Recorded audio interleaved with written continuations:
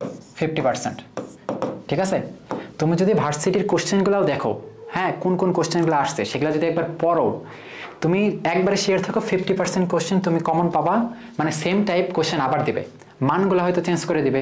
ঠিক আছে, হয়তো তোমার একটা আয়নের বললো যে এটার প্রোটন সংখ্যা কত, পরবর্তীতে দেখবা অন্য একটা আয়ন দিছে, কিন্তু ওই টপিকটা কিন্তু কমন পড়বে। ঠিক আছে, মোটামুটি ঢাকা ভার্সিটির ক্ষেত্রে আমরা দেখি যে ফিজিক্স বলো ম্যাথ বলো, এইটার তুলনায় কেমিস্ট্রি কোশ্চেন অনেকখানি সহজ হয়। বুঝছো, আমরা আশা করি একটা অধ্যায়ের সবচেয়ে গুরুত্বপূর্ণ যে টপিকগুলো আছে আমরা সেগুলো নিয়ে আজকে আলোচনা করব। ঠিক আছে, সেগুলোর মধ্যে সব থেকে গুরুত্বপূর্ণ কিছু প্রশ্ন আমি তোমাদের দেখাবো যেগুলো ভার্সিটিতে আসছে, আর অন্যান্য, হ্যাঁ এতগুলো তো আসলে স্লাইড করা সম্ভব না, ওগুলো তোমাদের আমি মুখে বলবো, তোমরা লাস্ট এই 1-2 দিন যদি এই জিনিসগুলো দেখো তোমরা ইনশাল্লাহ সব কমন পাবা। ঠিক আছে, গত রসায়ন এটাই আমরা চলে যাই। তো প্রথমে একটা এমসিকিউ দেখবা যে থায়োসালফেট, ঠিক আছে, এইটা একটা ভর্তি পরীক্ষা ঢাকা ভার্সিটিতে একটা আসছে যে থায়োসালফেট আয়নে সর্বমোট যোজন ইলেকট্রন সংখ্যা কত। তাহলে এই যে একটা টপিক আমি বললাম যোজন ইলেকট্রন সংখ্যা, তাহলে তোমার এই আয়নটা না দিয়ে নাইট্রেট আয়ন দিতে পারে। ঠিক আছে, তোমার যোজন সংখ্যা বলছে, যোজন ইলেকট্রন বলছে, তোমার যোজন ইলেকট্রন না বলে সর্বমোট ইলেকট্রন বলতে পারে। তোমার এই যোজন ইলেকট্রন এগুলো না বলে প্রোটন বলতে পারে, নিউট্রন বলতে পারে, যে কিছু বলতে পারে। তাহলে আমাদের টপিক কিন্তু কি লিমিটেড। তাহলে আমি দেখাই, দেখো এই একটা আয়ন আমরা দিয়েও দিছে। ঠিক আছে, থায়োসালফেট আয়নে সর্বমোট যোজন ইলেকট্রন। এখানে যোজন ইলেকট্রন মানে কি জানো, সর্বশেষ ইলেকট্রন যেটা আছে, সর্বশেষ কক্ষপথে যে ইলেকট্রন থাকে। তাহলে দেখো এই আয়নটার মধ্যে দুইটা মৌল আছে, একটা সালফার একটা অক্সিজেন। ঠিক আছে, তাহলে সালফারে তোমরা জানো সালফারের কত, সালফার মানে 16, তাই না? 16 মানে কি 2, 8, 6, তার মানে এর শেষ কক্ষপথে 6টা ইলেকট্রন আছে। ঠিক আছে, তাহলে সালফারের যোজন ইলেকট্রন 6, তাহলে সালফারের যোজন ইলেকট্রন 6। তারপর অক্সিজেন আছে, অক্সিজেনের কত জানো তোমরা 8, তাই না? তাহলে অক্সিজেন হলো 2 আর 6, 2 নম্বর কক্ষপথে 6টা, তাহলে অক্সিজেন হলো যোজন ইলেকট্রন 6। বুঝছো কিনা? নর্মাল নিয়মে শেষ কক্ষপথে যে কয়টা ইলেকট্রন থাকে সেটা হলো যোজন ইলেকট্রন। তাহলে সালফারের সবার লাস্টে 6টা ইলেকট্রন থাকে, এটা যোজন ইলেকট্রন, অক্সিজেনের লাস্টে 6টা, এটা যোজন ইলেকট্রন। তাহলে এখানে বসাও, দেখো সালফার কয়টা আছে, 2টা, তাহলে 2টা সালফারের যোজন ইলেকট্রন হবে 12টা, প্লাস অক্সিজেন কয়টা আছে 3টা, তাহলে একটা অক্সিজেনের 6টা যোজন ইলেকট্রন, তাহলে 3টা অক্সিজেনের 18টা, 3 6 18। ঠিক আছে, তাহলে 12 আর 18 এটা হলো যোজন ইলেকট্রন। প্লাস দেখো একটা 2 মাইনাস দেওয়া আছে, এই 2 মাইনাস মানে কি ইলেকট্রন গ্রহণ, তাই না? প্লাস মানে কি ইলেকট্রন ত্যাগ করা, তাহলে মাইনাস মানে ইলেকট্রন গ্রহণ, তার মানে সে 2টা ইলেকট্রন গ্রহণ করছে। ভাবো, এই যদি 2টা ইলেকট্রন গ্রহণ করে তাহলে ইলেকট্রন 2টা সবার বাইরের শক্তি স্তরে আসবে না? ঠিক আছে, তার মানে তুমি ইলেকট্রন যেগুলা গ্রহণ করতেছো বা ত্যাগ করতেছো এগুলা কিন্তু সবার বাইরের শক্তি স্তরে আসবে বা বাইরে থেকে যাবে। যেহেতু সে 2টা ইলেকট্রন গ্রহণ করছে তার মানে সবার বাইরের শক্তি স্তরে 2টা ইলেকট্রন আসবে, তার মানে সেইটাও যোজন ইলেকট্রন। ঠিক আছে, তাহলে এইটার সাথে আমি 2 যোগ করলাম, তাহলে 12 18 30 আর 2 32। ঠিক আছে, তাহলে অ্যান্সার দেখো 32। ঠিক আছে, তো তোমার আমি এটা বললাম, তো তোমার এইটা নাও বলতে পারে, এখন তোমার কি বলতে পারে আরো শোনো। ঠিক আছে, তোমারে এই 32 তোমারে এখন বলতে পারে, দেখো এই যে থায়োসায়ানাইড আয়নে সর্বমোট যোজন ইলেকট্রন না, তোমার বলতে পারে প্রোটন সংখ্যা বের করো, তোমার বলতে পারে নিউট্রন সংখ্যা বের করো, তোমার বলতে পারে ইলেকট্রন সংখ্যা বের করো। ঠিক আছে, নর্মাল যোজন ইলেকট্রন না, মোট ইলেকট্রন, তাহলে তোমার এটা বের করতে পারে।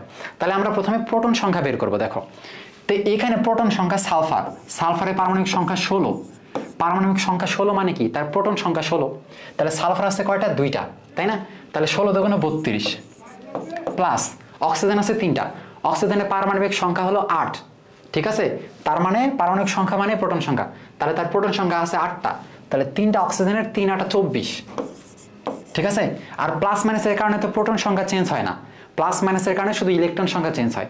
তাহলে 32 আর কত 24 কত হয় 56। ঠিক আছে, তাহলে তার প্রোটন সংখ্যা 56। এবার দেখো নিউট্রন সংখ্যা কেমনে হিসাব করবা। এই যে সালফার, তুমি জানো সালফারের পারমাণবিক সংখ্যা 16 আর ভর সংখ্যা হলো 32, তাই না? এই ভর সংখ্যা থেকে প্রোটন সংখ্যা যদি বাদ দাও তাহলে তুমি পাও কি নিউট্রন সংখ্যা, মানে উপর থেকে নিচেটা যদি বাদ দাও, ভর থেকে পারমাণবিক সংখ্যা, তাহলে 32 থেকে 16 বাদ দিলে তুমি পাবা 16, তার মানে সালফারের নিউট্রন সংখ্যা 16। তাহলে 2টা সালফার আছে মানে 16 দুগুণে 32, প্লাস এই অক্সিজেন আছে কয়টা, অক্সিজেন আছে 3টা। তোমরা জানো যে অক্সিজেনের পারমাণবিক সংখ্যা হলো 8 আর ভর হলো 16, তাই না? তাহলে এরও ভর থেকে পারমাণবিক সংখ্যা বাদ দিলে 16 থেকে 8 বাদ দিলে পাই 8, তার মানে অক্সিজেন নিউট্রন 8, তাহলে 3টা অক্সিজেন যেহেতু আছে 3 8 24। তাহলে এই নিউটন হইতেছে কত 56, তাই না? আর যদি বলে ইলেকট্রন সংখ্যা কত, তাহলে দেখো এই যে সালফারের নর্মালি প্রোটন সংখ্যা 16, আমরা জানি প্রোটন সংখ্যাও যা ইলেকট্রন সংখ্যাও তাই থাকে, তাই না? একটা নিরপেক্ষ পরমাণুর যার কোনো চার্জ নাই, তার প্রোটন সংখ্যা যত তার ইলেকট্রন সংখ্যা তত। তাহলে এর যেহেতু প্রোটন সংখ্যা 16, তার মানে সালফারের ইলেকট্রন সংখ্যা 16, তার মানে দুইটা সালফার মানে কি 16 দুগুণে 32, প্লাস অক্সিজেনের প্রোটন সংখ্যা 8, তার মানে তার ইলেকট্রন সংখ্যাও 8, তাহলে অক্সিজেন আছে 3টা, তাহলে 3 8 24। এটা হলো কি মোট ইলেকট্রন, প্লাস দেখো যে 2 মাইনাস দিছে, আমি বলছি না প্লাস মাইনাস হইলে তুমি ইলেকট্রনের সাথে যোগ বিয়োগ করবা, বাকি নিউটন প্রোটনে দেখা দরকার নেই। তার মানে 2 মাইনাস মানে কি সে দুইটা ইলেকট্রন নিছে, তার মানে 32 প্লাস 24 প্লাস 2, তার মানে কত হইতেছে 58টা ইলেকট্রন। তাহলে তার যোজন ইলেকট্রন হলো 32টা, বাট তার মোট ইলেকট্রন হলো 58টা। তো তোমার এইভাবে যে কোনো আয়নও দিতে পারে। সাপোজ তোমার দিল নাইট্রেট আয়ন, এর যোজন ইলেকট্রন বের করো। তাহলে নাইট্রোজেনের কত 2 আর 5, যেহেতু নাইট্রোজেনের 7টা, তাই না? তাহলে নাইট্রোজেন যোজন ইলেকট্রন কত 5, আর অক্সিজেনের যোজন ইলেকট্রন তো দেখছোই যে 6, লাস্টে 6টা থাকে। তাহলে এই যে 5 প্লাস অক্সিজেনের যেহেতু 6, 3টা অক্সিজেনের 3 6 18, ঠিক আছে? আর এই যে মাইনাস ইলেকট্রন, যেহেতু আমরা হিসাব করতেছি যোজন ইলেকট্রন, যেহেতু -1 তার মানে আমি +1 করলাম, তাহলে 18 আর 1 19, 19 5 24, তাহলে 24।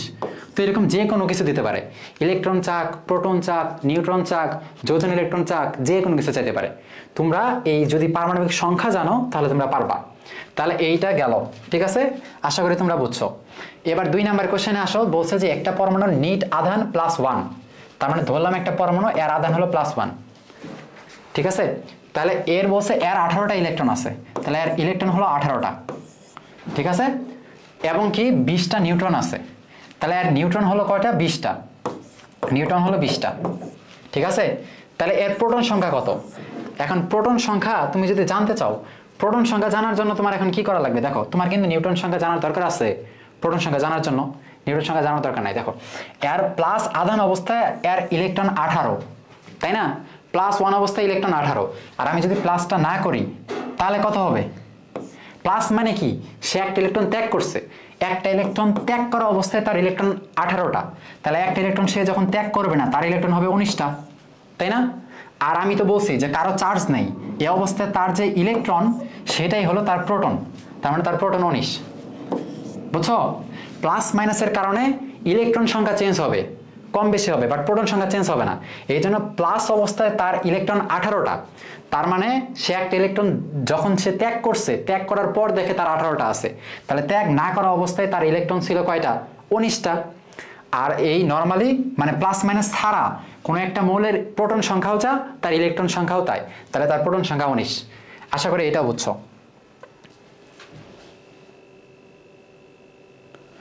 কোনো কিছু সমস্যা হইলে বললো। আচ্ছা, 1 মোল ইলেকট্রনের ভর কত? 1 মোল কথাটা বললেই আমরা অ্যাভোগাড্রোর সংখ্যাকে মনে রাখি, ঠিক আছে? তাহলে 1 মোল মানে কি? অ্যাভোগাড্রোর সংখ্যা মানে কত? 6.023 গুণন 10⁻23, 23টি পরমাণু, তাই না? তোমার 1 মোল যদি কোনো যৌগ বলে তার মানে এতটি পরমাণু, 1 মোল ইলেকট্রন বললে এতটি ইলেকট্রন, তাই না? তাহলে 1 মোল ইলেকট্রনের ভর মানে কি? 6.02 10⁻23 এতটি ইলেকট্রনের ভর। আমরা জানি একটা ইলেকট্রনের ভর কত? একটা ইলেকট্রনের ভর কত? 9.11 গুণন 10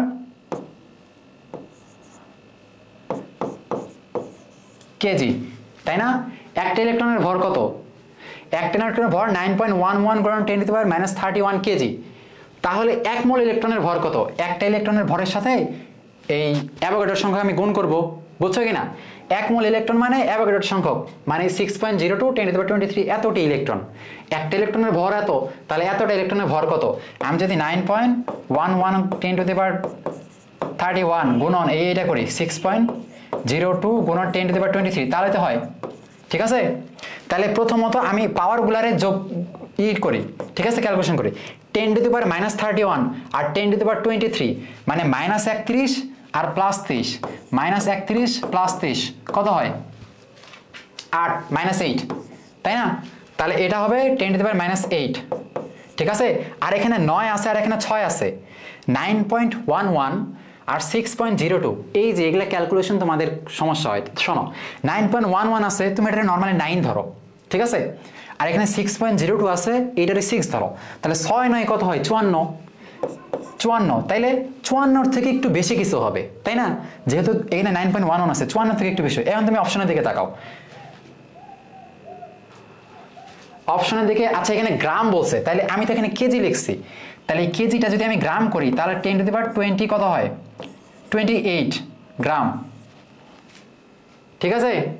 10⁻−28 গ্রাম। আমরা কেজি জানি 31, আর 1 কেজি সমান 1000 গ্রাম, তাহলে ওটারে যদি আমি 1000 দিয়ে গুণ করি তাহলে -30/28 হয়। তাহলে এটা যদি আমি কত 28 দিয়ে গুণ করি তাহলে 28 আর এটা হলো 23, ঠিক আছে? 10⁻23, তাহলে 28 আর 23 এই করলে কত হয় 5, তাই না?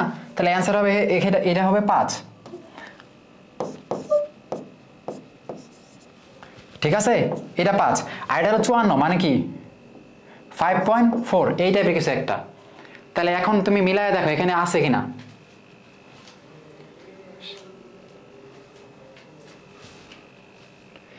টেন টু দি পাওয়ার 23, 28, 5, এইটা 5.4, এখানে 10 টু দি পাওয়ার -4 আছে। আচ্ছা,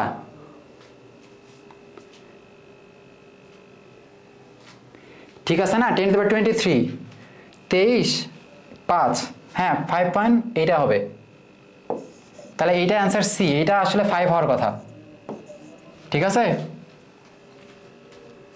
6 নং 54, এইটা 5 হওয়ার কথা, বুঝছো কিনা? গ হবে এটা। আচ্ছা, 5.48 গুণ 10 টু দি পাওয়ার -5, মানে এইটা 5 হবে, এটা ঠিক করে নিলাম। তাহলে বুঝছো আশা করি, ক্যালকুলেশন কিন্তু এত কঠিন না। তারপরে আসো, নিউট্রিনো কণার আবিষ্কারক কে? এটা একটা জ্ঞানমূলক প্রশ্ন। এইটা তোমরা যদি ভার্সিটি কোশ্চেন ব্যাংক দেখো, এখন একটা কথা বলি যে তোমরা ভার্সিটি কোশ্চেন ব্যাংক যখন সলভ করবা, তোমরা এখন ঢাবিতে পরীক্ষা দিলেও তোমরা শুধু ঢাবি কোশ্চেন ব্যাংক সলভ করবা না, বুঝছো? তোমরা একটা ভার্সিটি কোশ্চেন ব্যাংক পাওয়া যায়, যে কোনো তুমি যেখান থেকে কিনো, ভার্সিটি কোশ্চেন ব্যাংকে দেখবা যে একসাথে ওখানে বেশ অনেক কয়েকটা ভার্সিটির কোশ্চেন একসাথে একটা অধ্যায় ভিত্তিক দেওয়া থাকে, ঠিক আছে? টপিক ভিত্তিক, যেমন পরমাণু মডেল থেকে ওইখান থেকে কোন কোন ভার্সিটিতে কোশ্চেন আসছে সবগুলোই দেওয়া আছে। তো তোমরা চেষ্টা করবা শুধু ঢাবি কোশ্চেন ব্যাংক না পড়ে ভার্সিটি ক কোশ্চেন ব্যাংক এইটা পড়ার, ঠিক আছে? কারণ আমরা দেখছি অনেক টাইমে একটা ভার্সিটিতে অন্য একটা ভার্সিটি কোশ্চেন দিয়ে রাখছে, ঠিক আছে? অন্য একটা ভার্সিটির 2-3 বছর আগে একটা কোশ্চেন আসছে, সেটা ওরা দিয়ে রাখছে আরেকটা ভার্সিটি। তো তোমরা যদি এরকম করে মানে একবারে ভার্সিটি ক কোশ্চেন ব্যাংক পড়ো, ওইখান থেকে যেই ভার্সিটিতে আসছে, যে ভার্সিটিতে একটা টপিক থেকে আসছে সবগুলো যদি পড়ো, তাহলে তোমাদের প্রিপারেশনটা কিন্তু আরেকটু ভালো হবে, বুঝছো কিনা? তো তোমরা কি করবা, ভার্সিটি ক কোশ্চেন ব্যাংক ওইটা পড়বা যেখানে সবকটা ভার্সিটি কোশ্চেন আছে। তাহলে এখানে নিউট্রিনো কণার আবিষ্কারক কে? এটা দেখবা হয়তো জাহাঙ্গীরনগর ভার্সিটিতে আসছিল, এটা হয়তো যে ফার্মে দেওয়া আছে এখানে, ঠিক আছে? তাহলে এটা একটা জ্ঞানমূলক পড়া, ওখানে দেখবা। আর এরকম যে কোনো পড়ার একটা এমসিকিউ এর নিচে ওখানে দেখবা অতিরিক্ত তথ্য বা ব্যাখ্যা দিয়ে ওইরকম আরো অনেকগুলা কণার আবিষ্কারক কে এটা দেওয়া আছে, তো ওই জিনিসগুলো পড়ে নেবা, বুঝছো? আচ্ছা, তারপরে আসো,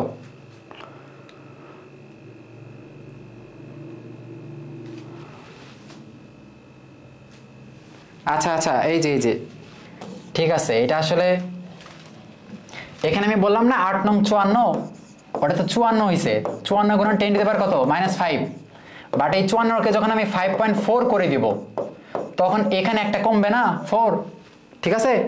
এই সংখ্যা যখন ছোট করে দিছি তখন এইটা আমার বেড়ে গেছে, 5 থেকে 4 হয়েছে। তাহলে এটা ঠিক আছে, আসলে আমার একটু ভুল, ঠিক আছে? যে একজন ঠিক বলছো, ধন্যবাদ ভাইয়া। তো দেখো, তো পরে আমি চলে আসি। তো দেখো, আইসোটনের উদাহরণ কি? এই যে আমি লিখছি একটা আইসোটন, এখানে একটা বলছি, বাট আমি তোমাকে আইসো বার, আইসোটপ, আইসো ইলেকট্রন সবগুলো এখন আমি বলবো, ঠিক আছে? এই চারটার মধ্যে যে কোনো একটা, এটা কিন্তু খুবই গুরুত্বপূর্ণ, বুঝছো? যে কোনো ভার্সিটি ঢাবি দাও, যে কোনো ভার্সিটিতে এটা কিন্তু আসে। তাহলে তোমার দুইটা মৌল দিল মনে করো, ঠিক আছে? দুইটা মৌল দিল অক্সিজেন, এখানে 7, এখানে 14, এখানে 8, এখানে 16। এখন দেখো, আইসোটপ, টপ থাকতে পারে, বার থাকতে পারে, টন থাকতে পারে, ইলেকট্রন থাকতে পারে, ঠিক আছে? আইসো ইলেকট্রন, আইসো মানে তো বোঝো, আইসো মানে সমান, ঠিক আছে? তাহলে আইসোটপ, এই প মানে কি? প্রোটন সংখ্যা সমান, তোমরা এগুলো আগে থেকে জানো, আমি একবার মনে করে দিতেছি। আইসোটপ থাকলে লাস্টে থাকে প, প মানে প্রোটন সংখ্যা সমান। আইসো বার, বার মানে ভর, তাহলে আইসো বার মানে কি ভর সংখ্যা সমান। আইসোটন মানে ন, লাস্টে দন্তার ন আছে মানে নিউট্রন সংখ্যা সমান। আইসো ইলেকট্রন মানে ইলেকট্রন সংখ্যা সমান, ঠিক আছে। তাহলে তোমার এখানে বলছে আইসোটনের উদাহরণ কি, তাহলে তুমি প্রথমে তোমার যে উদাহরণ দুইটা দিতে পারে, এই যে এগুলা আছে, তুমি সবার আগে দেখবা যে উপরের দুইটা সমান কিনা। উপরের গুলা কি ভর, তাই না, তাহলে উপরের গুলা ভর, ভর দুইটা সমান হলে আইসো বার, ঠিক আছে। ভর সমান না, তাহলে নিচের দুইটা সমান দেখবা সমান কিনা। নিচের দুইটা যদি সমান হয়, নিচে থাকে কি প্রোটন, তাহলে প্রোটন সংখ্যা সমান থাকলে আইসোটপ। তাহলে উপরের দুইটা যদি সমান থাকে মানে ভর সমান থাকে আইসো বার, নিচের দুইটা যদি সমান থাকে আইসোটপ। উপরেও সমান নাই, নিচেও সমান নাই, তাহলে উপরে নিচে দেখো, মানে উপর আর নিচ থেকে বিয়োগ করো। এইটা এটা বিয়োগ করে যত পাও, এইটা এটা বিয়োগ করে কি একই পাও। আমি বলছিলাম যে উপর থেকে আমি যদি নিচে বাদ দিই তাহলে আমি পাই নিউট্রন, তাই না, কারণ ভর থেকে প্রোটন সংখ্যা বাদ দিলে নিউটন পাই। তাহলে উপর থেকে নিচে আমি বাদ দিয়ে বিয়োগ করে দেখবো সমান পাইতেছি কিনা, তাহলে আমি পাবো নিউট্রন। আর ইলেকট্রন সংখ্যা তো জানোই যে চার্জ বিশিষ্ট থাকবে, দুইটার ইলেকট্রন কত। এখানে নর্মাল যেহেতু এদের চার্জ নাই, ফলে এদের প্রোটন, প্রোটন আর ইলেকট্রন দুইটাই, প্রোটন যা ইলেকট্রনও তা, তাই না। এর প্রোটন 7 মানে এর ইলেকট্রনও 7, এর প্রোটন 8 মানে এর ইলেকট্রন 8, ঠিক আছে। তাহলে এই দুইটা মূলত কিছুই সমান নাই। তাহলে আশা করি তোমরা এটা বুঝছো। এখানে বলছে আইসোটন ন মানে কি নিউট্রন সংখ্যা সমান। তাহলে আমি বলছি নিউটন কেমনে বের করে, উপর থেকে তুমি নিচে বাদ দিবা, ঠিক আছে। তাহলে এই প্রথমটাতে আসো, উপর থেকে নিচে বাদ, 13 থেকে 7 বাদ দাও 6 পাও, ঠিক আছে। আর এটা 13 থেকে 6 বাদ দিলে কত পাও, 7 পাও। তাহলে দুইটা সিমিলার হইল না, মানে আইসোটন না। এইটা দেখো 40 থেকে 18 বাদ দাও, কত হয় 22। এই 40 থেকে 20 বাদ দাও 20, এইটাও মিললো না, তাহলে এইটাও না। এবার গয়ে আসো, ক্যালসিয়াম 40 থেকে 20 বাদ দাও পাও 20। পটাশিয়াম দেখো 40 থেকে 19 বাদ দাও কত হয় 21, তাহলে এইটাও কিন্তু কি আইসোটন না। এটাতে দেখো 31 থেকে 15 বাদ দাও 16, আর 32 থেকে 16 বাদ দাও 16, তাহলে এই যে দেখো এখানে বিয়োগফল সমান, বিয়োগফল মানে কি নিউট্রন, তাহলে এখানে নিউট্রন সমান, তার মানে এটা হলো আইসো নিউট্রন, ঠিক আছে, আইসোটন। এবার তোমারে আমি দিলাম দেখো nitrogen 3, oxygen 2 minus, fluorine minus, neon. এই তিনটা কি হতে পারবে, কেউ কি বলতে পারবা? আইসোটপ না আইসো বার না আইসো ইলেকট্রন না আইসোটন, কি হবে? এটার অ্যান্সারটা একটু দাও দেখি, এটা একটু অ্যান্সার দাও তো, এই তিনটার মধ্যে কি মিল আছে?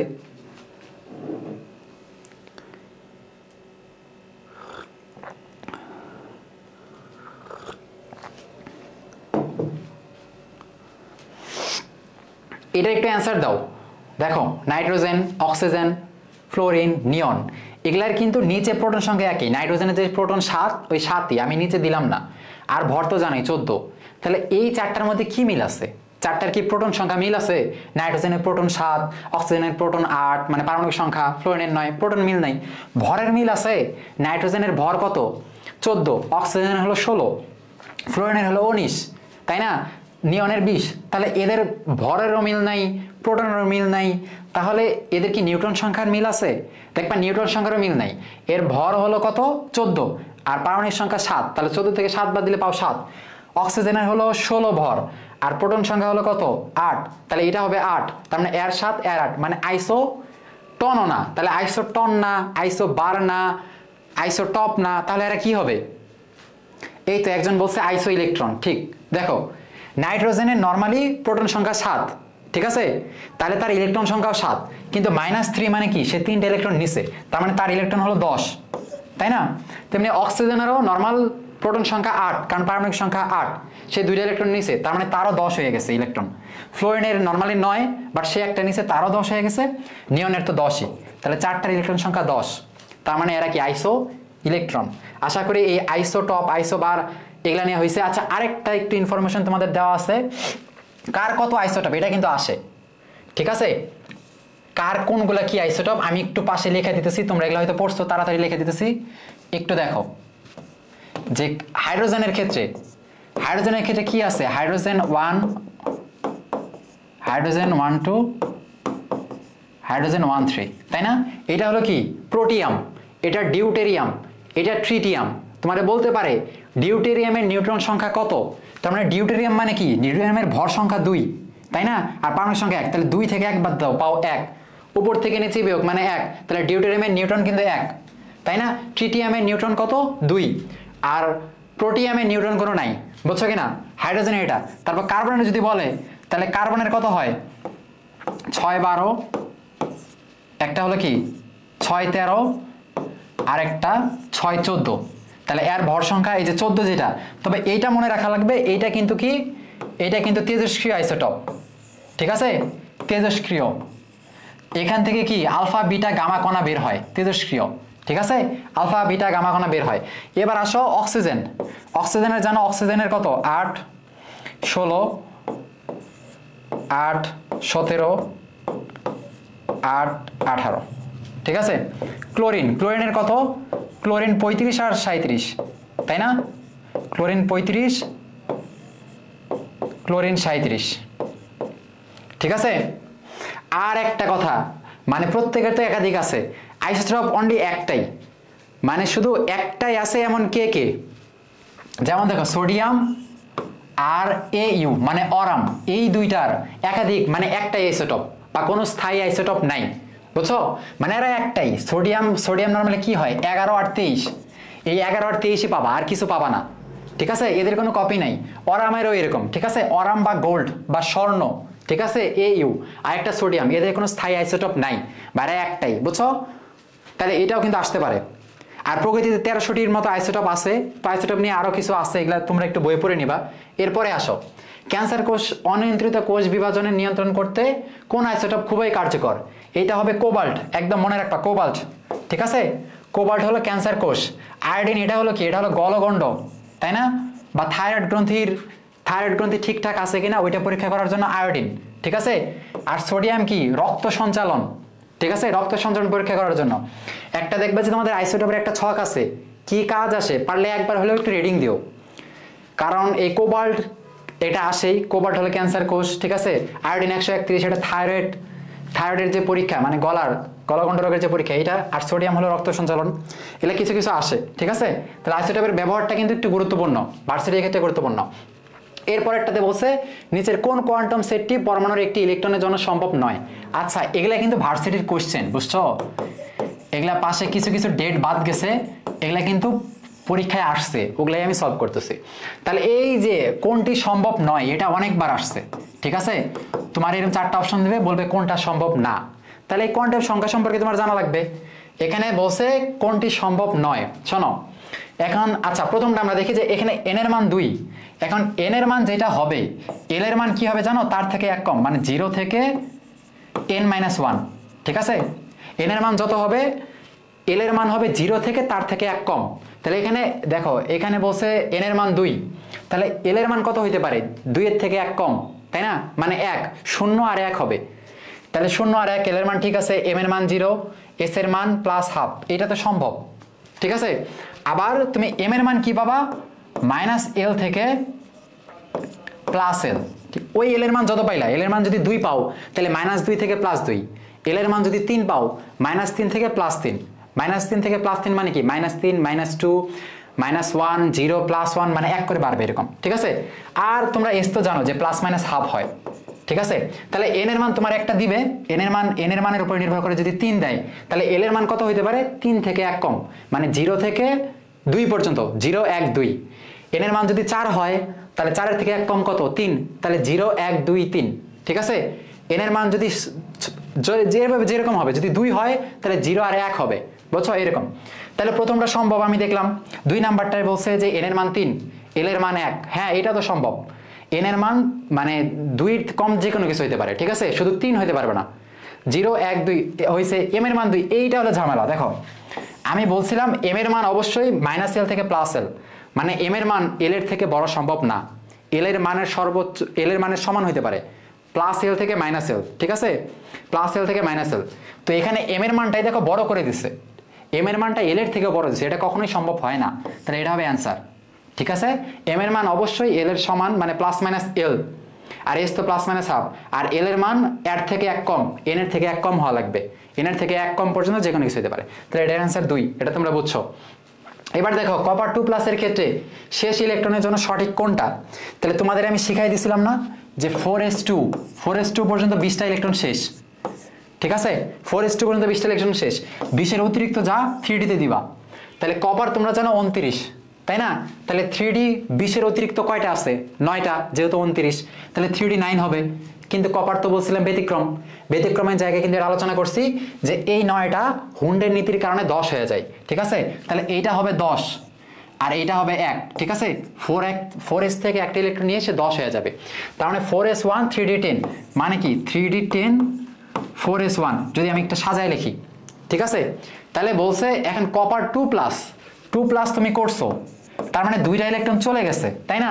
2টা ইলেকট্রন গেলে একটা যাবে 4s থেকে, কারণ 4s হতে একটা ইলেকট্রনই ছিল, 4s থেকে একটা গেল, আরো একটা যাওয়া লাগবে, তাহলে ওটা 3D থেকে যাবে, কারণ 4s এর ভিতরে কি আছে? 3D, তাহলে 3D 9।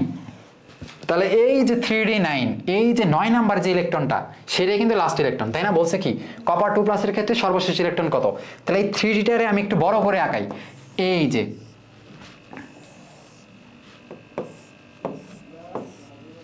আঁকাইলাম, ঠিক আছে?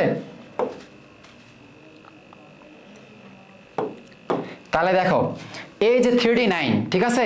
এই সবার লাস্ট ইলেকট্রন মানে এইটাই। এই 9টা আমি কিভাবে দেবো? এই প্রথমে 1টা 2টা 3টা 4টা 5টা, ঠিক আছে? তারপর এই যে 6, এই 7, এই 8 আর এই হলো 9, ঠিক আছে? এইটা হলো 9 নাম্বার। তাহলে 9 নাম্বার এইটা। এখন তোমরা একটা জিনিস জানবা যে এখানে নর্মালি এই দেখবা এগুলার মান কিন্তু কি dxy, dyz, dzx, ঠিক আছে? dx² y² আর লাস্টেরটা dz², ঠিক আছে? এটা হলো d এর 5টা অরবিটাল। আমি বলছিলাম d এর অরবিটাল 5টা, ঠিক আছে? d এর অরবিটাল 5টা।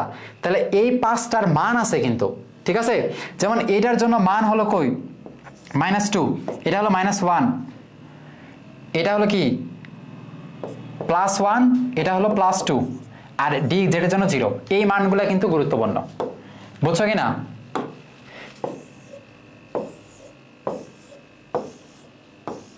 তার মানে তোমরা এই বক্সটা মনে রাখবা, প্রথমটা -2 থেকে আস্তে আস্তে বাড়বে, কিন্তু লাস্টেরটা 0, কারণ লাস্টেরটা dz², ঠিক আছে? তাহলে এটা হলো -2, এটা হলো -1, তারপর এটা হলো +1, এটা +2, ঠিক আছে?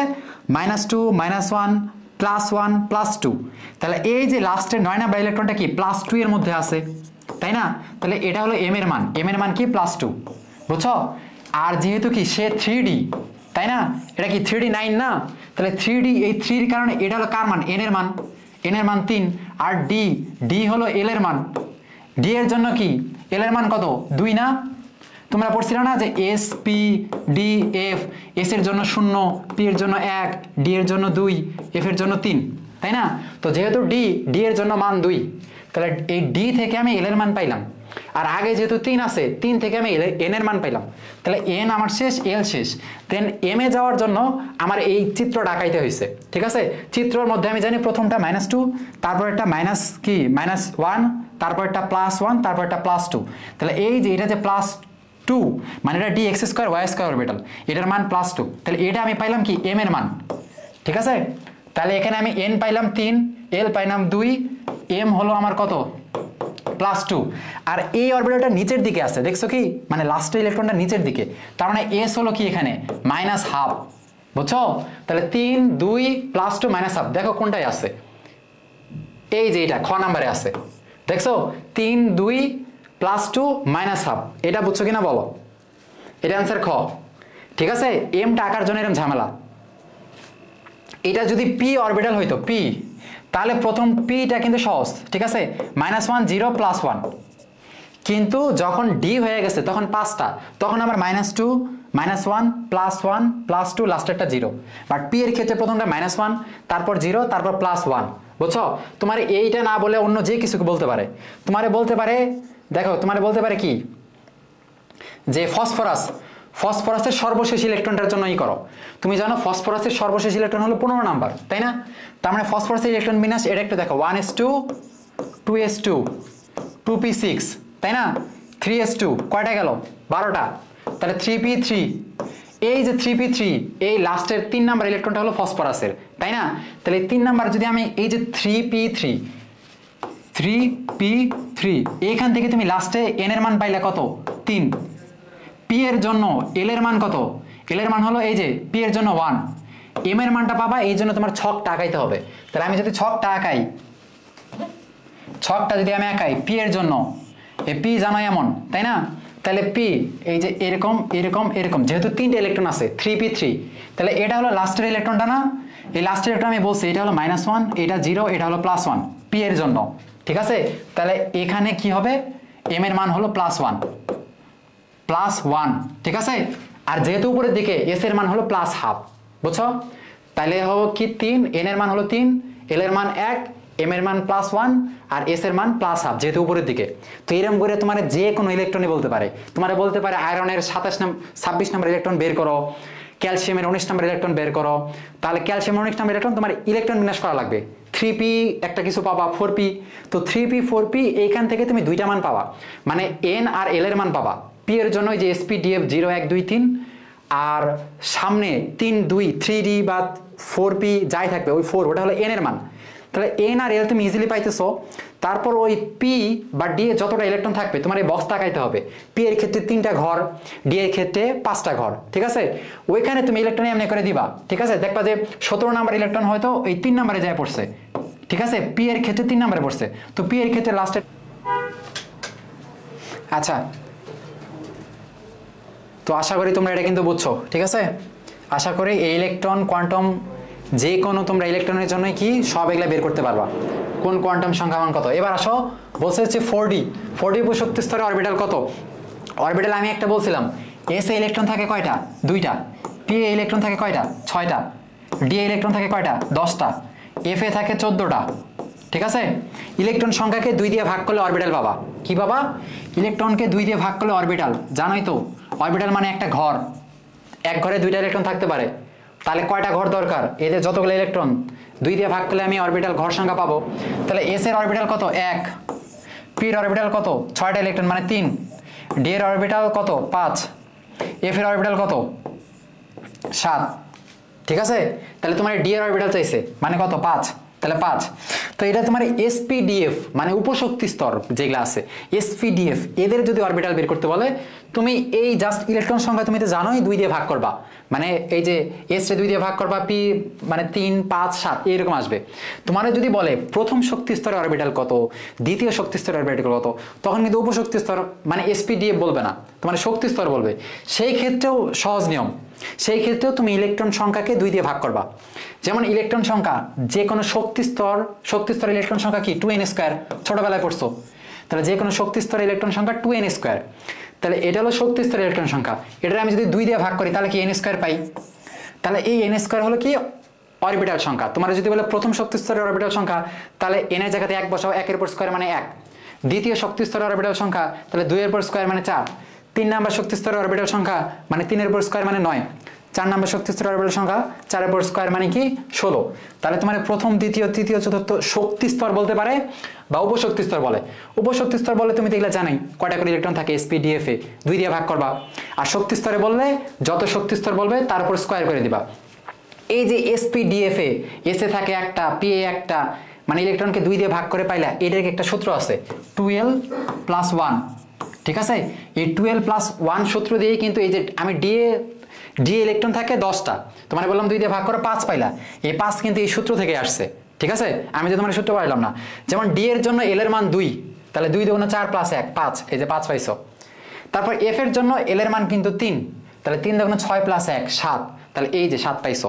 তাহলে আমরা সূত্রের মধ্যে যাইতে চাই না, আমরা তোমার শুধু বলি যে এই যে কয়টা ইলেকট্রন থাকে 2 দিয়ে ভাগ করো তাহলে পাবা। আর যদি ওরা বলে যে সূত্রটা লেখো, তখন তুমি 12+1, এটা হলো সূত্র, এটা হলো উপশক্তি স্তরে অরবিটালের সূত্র, ঠিক আছে? উপশক্তি স্তরে কয়টা অরবিটাল আছে, এটা হলো অরবিটালের সূত্র।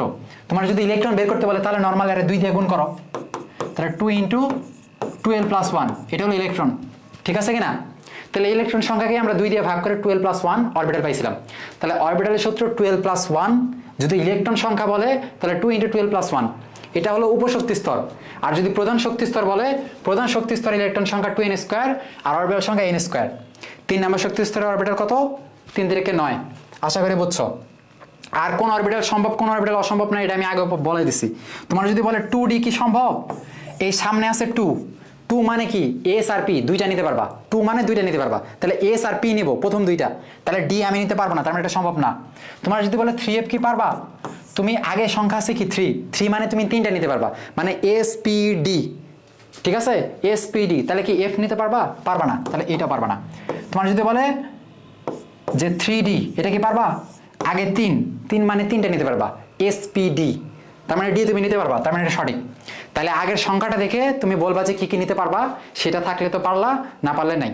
আশা করি বুঝছো। এবার আসো সুস্থিত আয়নে ক্রোমিয়াম পরমাণুতে জোরহীন মানে কি বিজোড়, মানে সিঙ্গেল যারা থাকবে, ঠিক আছে, সিঙ্গেল ইলেকট্রন সংখ্যা কত, তাহলে ক্রোমিয়ামের সুস্থিত অবস্থায়, তাহলে ক্রোমিয়াম ইলেকট্রন বেশ নর্মালি আমি বলছিলাম 4s2 পর্যন্ত 20টা শেষ, ক্রোমিয়াম হলো 24, তাহলে 3d কত, 3d 4, কিন্তু বলছিলাম এই 3d ডিতে যদি 4 থাকে বা ডিতে যদি 9 থাকে তখন 4-এর জায়গাতে হয়ে যায় 5, 9-এর জায়গাতে হয়ে যায় 10, এটা হয় কেবল ক্রোমিয়ামের ক্ষেত্রে আর কপারের ক্ষেত্রে, কারণ ব্যতিক্রম। তাহলে এটা কি হবে 4s1 আর 3d 5, বুঝছো কিনা, তাহলে 20টা হয়ে গেল। তাহলে এই অবস্থায় সবার লাস্টে দেখো এর আগে কে আছে, 3p আছে, 3p6 আছে, এটা তো জোড়া, 3p6 এর আগে কি আছে 3s2, সেটাও জোড়া, মানে পুরাটাই জোড়া, তাই ওটা তো আমার তাকাইতেই হবে না, ওদের দিকে তাকাইতে হবে না, আমার লাস্টে এগুলো নিয়ে কাজ, কারণ আগে এগুলো অলরেডি জোড়া হয়ে আছে, তাহলে এদের নিয়ে কাজ। তাহলে 4s1 দেখো 4s1 মানে কি এরকম, তাই না, এটা হলো 4s, আর 3d5 মানে কি, d মানে কি d5 মানে যে 1 এই 2 এই 3 এই 4 এই 5, তাহলে এই 5টাই তো সিঙ্গেল অবস্থায় আছে, 5টা ঘরে, তাই না। যদি d7 থাকতো তাহলে 5টা যাইতো, এরপরে এখানে আরেকটা যাইতো, এখানে আরেকটা যাইতো, ফলে এই দুইটা জোড়া হয়ে যাইতো, কিন্তু এই দুইটা সিঙ্গেল থাকতো, তখন আমি বলতাম সিঙ্গেল 3, বাট এখন যেহেতু 5টা আছে, 5টাই আমার সিঙ্গেল, তাহলে এই 5 আর 1 6, তাহলে সুস্থিত অবস্থায় বিজোড় ইলেকট্রন সংখ্যা 6। আশা করি বুঝছো। একজন ভালো অ্যান্সার দিতেছো, সবগুলোই কারেক্ট অ্যান্সার। আচ্ছা, বিজোড় ইলেকট্রন সংখ্যার সঠিক ক্রম, এটাও গুরুত্বপূর্ণ, এটাও কিন্তু ভার্সিটিতে আসছে, ঠিক আছে, এগুলো সবগুলোই ভার্সিটিতে আসছে। তাহলে বিজোড় ইলেকট্রন সঠিক ক্রম, এই যে ম্যাঙ্গানিজ 2+, ম্যাঙ্গানিজের কত 25, পারমাণবিক সংখ্যা মনে রাখা লাগবে, ম্যাঙ্গানিজ 25, তাহলে যে 4s2 পর্যন্ত 20টা শেষ, তাই না, এরপর 3d 5, এটা হলো ম্যাঙ্গানিজ, বাট ম্যাঙ্গানিজ 2+ যখন করবা এই 4s থেকে 2টা ইলেকট্রন চলে যাবে, তাই না, আমি বলছি না 2+ করলে সবসময় 4s থেকে চলে যায়, তাহলে 4s2 3d5, তাহলে এর d5 মানে কি 5টা ইলেকট্রন সিঙ্গেল, তাহলে এর 5টা ইলেকট্রন সিঙ্গেল, Fe2+, তেমনি আয়রন, এবার না লেখে আমার মুখে মুখে একটু প্র্যাকটিস করো, শোনো, আয়রন হলো 26, তাহলে 4s2 পর্যন্ত আমার 20টা শেষ, তাহলে 20-এর অতিরিক্ত কয়টা, 6টা, কারণ 26, তাহলে 3d6, যেহেতু আয়রন 2+ করছে তাহলে 4s2 থেকে 2টা চলে যাবে, মানে কি 3d6ই থাকলো, আর 3d6 মানে কি কত, d6 মানে কি যে 1 এই 2 এই 3 এই 4 এই 5 এই 1 6, তার মানে এই যে 4টা আমার সিঙ্গেল আছে, তাহলে 6 মানে 5টা সিঙ্গেল অবস্থা আসার পর অতিরিক্ত একটা নিচে আবার একজনের জোড়া বানাইছে, তাহলে এর হলো 4টাই বিজোড় ইলেকট্রন। আর ক্রোমিয়াম 3+, বলছিলাম ক্রোমিয়াম কি 4s1 আর 3d5 ছিল, তাহলে ক্রোমিয়াম 3+ করলে 4s থেকে একটা যাবে আর 3d থেকে 2টা যাবে, তাহলে 3d3 হবে, তাহলে 3d3 মানে তার বিজোড় ইলেকট্রন 3টা, তার আমার তো প্রথমটাই কারেক্ট হয়ে যাইতেছে, তাই না, এর 5টা বিজোড় ইলেকট্রন, এর 4টা, এর 3টা, তাহলে এর বড়, এর একটু ছোট, এর একটু ছোট, তাহলে অ্যান্সার তো এইটাই, বাকিগুলো করে দেখবা যে উল্টাপাল্টা হইতেছে, তাহলে সঠিক ক্রম কিন্তু এইটাই। আশা করি বুঝছো। এবার আসো, ব্যথা উপশম ও স্নায়ুতন্ত্রের পুনর্গঠনের ক্ষেত্রে ব্যবহৃত রশ্মি কোনটি। এই যে তোমরা দেখো তোমাদের বইয়ে ইউভি আছে আর আইআর আছে, এই ইউভির কাজ কি জানো, ইউভির কাজ তো তোমরা জানো যে জাল টাকা, জাল পাসপোর্ট, আর আইআরে দেখবা যে প্রয়োগ আছে 3টা, একটা নিয়ার আয়ার, একটা ফার আয়ার, আর একটা কি মিডিল আয়ার। এটার মধ্যে মিডিল আয়ারের কাজ হলো কি জৈব যৌগের কার্যকরীমূলক শনাক্তকরণ, তাহলে কি কার্যকরী মূলক, ঠিক আছে। আর এই ফার আয়ার এর কাজ কিন্তু যে ব্যথা উপশম, এগুলা ফিজিওথেরাপি, এগুলা ঠিক আছে, তোমরা এগুলোর কাজগুলো একটু পড়বা, এগুলা কিন্তু আসে, এগুলা ঢাবিতে না আসলেও দেখবা জাবিতে আসছে, জাবিতে এগুলা অনেক জ্ঞানমূলক কোশ্চেন দেয়, ঠিক আছে, জ্ঞানমূলক কোশ্চেন অনেক বেশি দেয় জাবিতে, ঢাবিতে একটু কম জ্ঞানমূলক দেয়, ওরা একটু থিওরি ভিত্তিক দেয় ঢাবি, ঠিক আছে। তাহলে এই যে ফার আয়ার কি করে, ওরা ডিপলি যাইতে পারে, তোমার ফার শরীরের মাংসপেশির ভিতরে প্রায় 4 সেন্টিমিটারের মতো যেতে পারে, তাহলে এরা ব্যথা বেদনা উপশম, স্নায়ুতন্ত্রের এই যে পুনর্গঠন, তারপর বিভিন্ন ফিজিওথেরাপি দেওয়া হয়, এগুলাতে ফার আয়ার ব্যবহার করা হয়। আর মিডল আয়ার শুধু জৈব যৌগের কার্যকরীমূলক শনাক্তকরণ। আর নেয়ার আয়ার দেখবা যে এই যে মস্তিষ্কের যে রক্ত থাকে তার মধ্যে হিমোগ্লোবিন থাকে, সে কতটুকু অক্সিজেন নিতে পারে, মানে মস্তিষ্কের রক্তের হিমোগ্লোবিন কতটুকু অক্সিজেন শোষণ করতে পারতেছে, ডিওটি পদ্ধতিতে মস্তিষ্কের কার্য পদ্ধতি নির্ণয়, এগুলা কিন্তু নেয়ার আয়ের কাজ।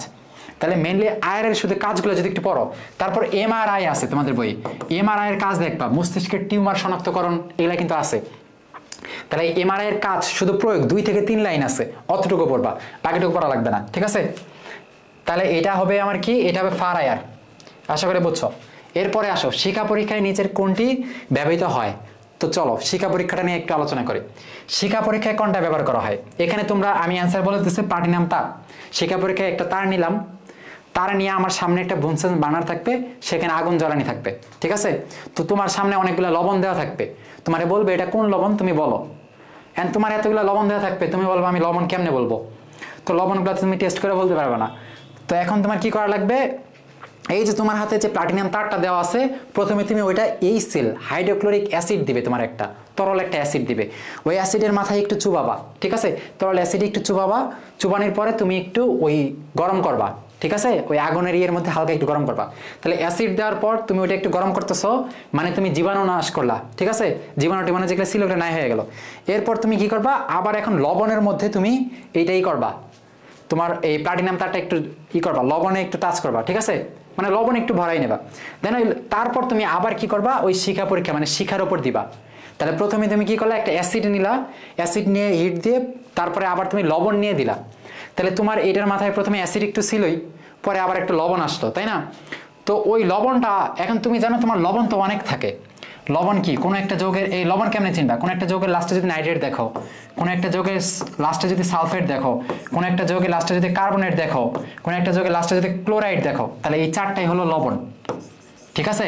তাহলে এই চারটাই লবণ, তোমার সামনে যে লবণটা দিছে, ক্যালসিয়ামের নাইট্রেট দিতে পারে, ক্যালসিয়াম সালফেট দিতে পারে, ক্যালসিয়াম কার্বনেট দিতে পারে, ক্যালসিয়াম ক্লোরাইড দিতে পারে, তো তোমার যে কোনো লবণে দিতে পারে, ঠিক আছে।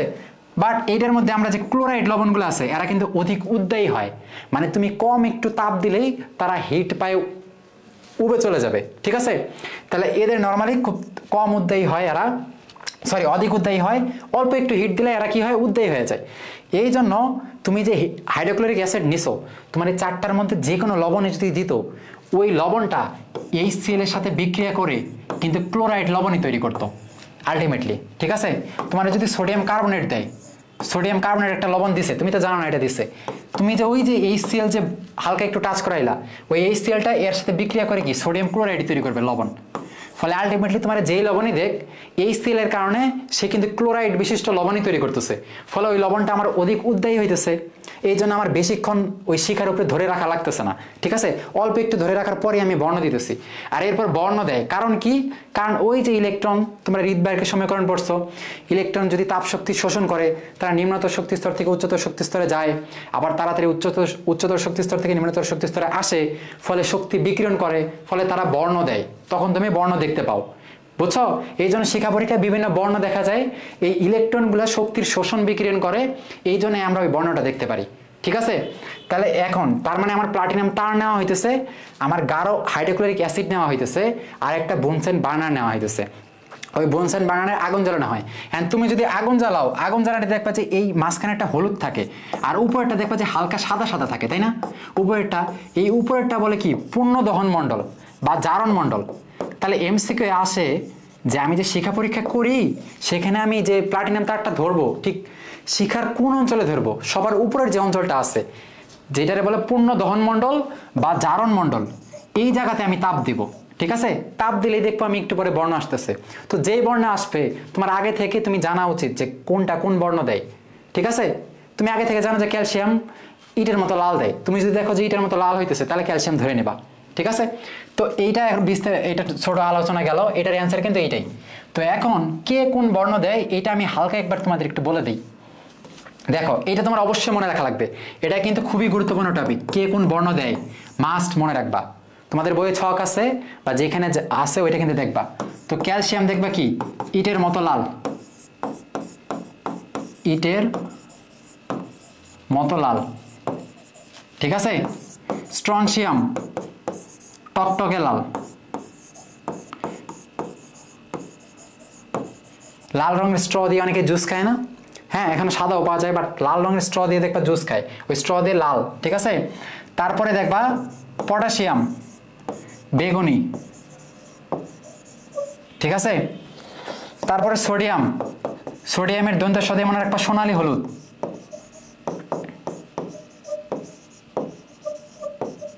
ঠিক আছে।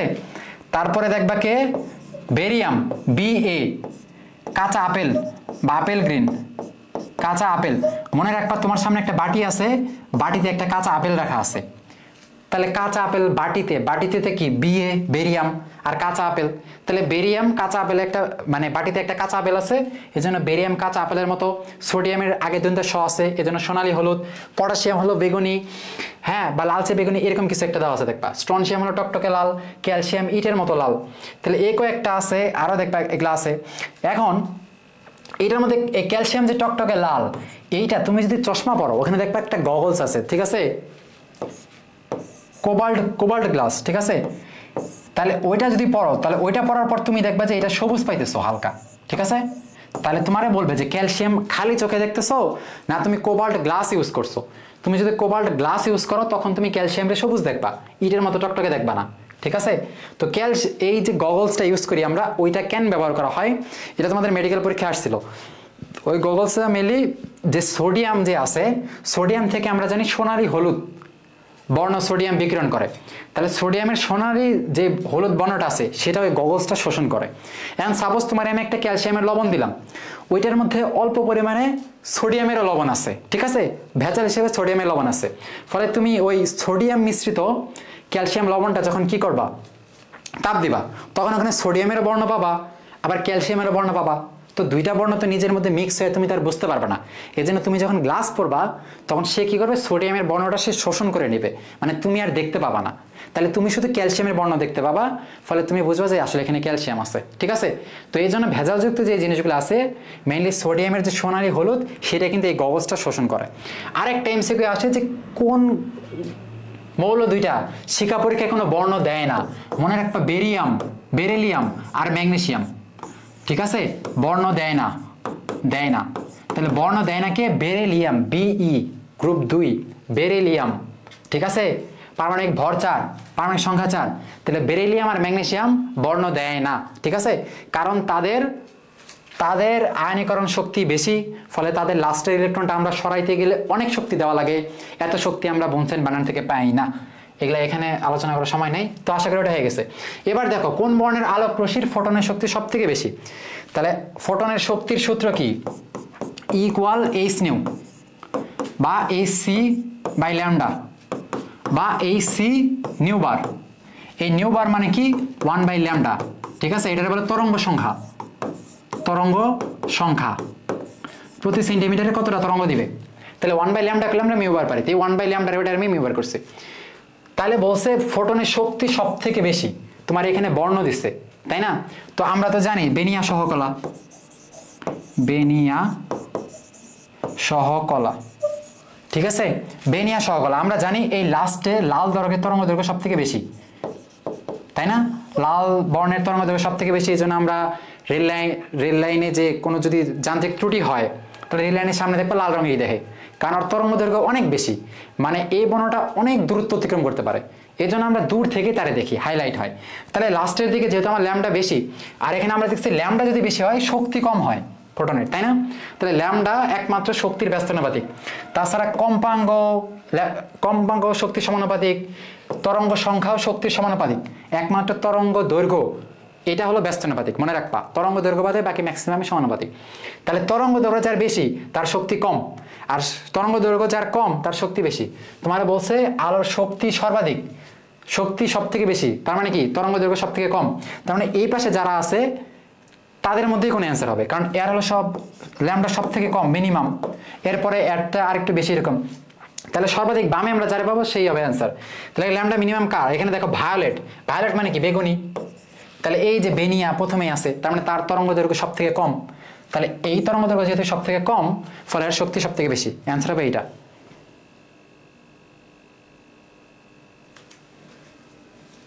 আচ্ছা দেখো শেষ হয়ে যাবে। এখানে বলছে অ্যালুমিনিয়াম সালফেট লবণের দ্রাব্যতা এস হলে দ্রাব্যতা গুণফল কত। দেখো অ্যালুমিনিয়ামের দ্রাব্যতা এস, তাহলে অ্যালুমিনিয়াম আছে কয়টা, দুইটা, তাহলে অ্যালুমিনিয়ামের ঘনমাত্রা 2s, ঠিক আছে, অ্যালুমিনিয়ামের ঘনমাত্রা 2s। তাহলে এখানে সালফেট আছে কয়টা, তিনটা, তাহলে সালফেটের ঘনমাত্রা 3s, বুঝছো কিনা। অ্যালুমিনিয়াম আছে দুইটা, এই জন্য অ্যালুমিনিয়ামের ঘনমাত্রা 2s। সালফার আছে তিনটা, এই জন্য সালফারের ঘনমাত্রা, সালফেট আছে তিনটা, এই জন্য সালফেটের ঘনমাত্রা 3s। তাহলে এখন দ্রাব্যতা গুণফল কি হবে, দ্রাব্যতা গুণফল অ্যালুমিনিয়াম কয়টা আছে, অ্যালুমিনিয়াম আছে কয়টা, দুইটা, ইন্টু সালফেট SO4 2 মাইনাস, এটা আছে কয়টা, তিনটা, তাই না। তাহলে এখানে অ্যালুমিনিয়াম, এটা দেখছো অ্যালুমিনিয়াম আছে দুইটার জন্য অ্যালুমিনিয়ামের উপর 2 প্লাস, আমরা কি দ্রাব্যতা গুণফল করতেছি।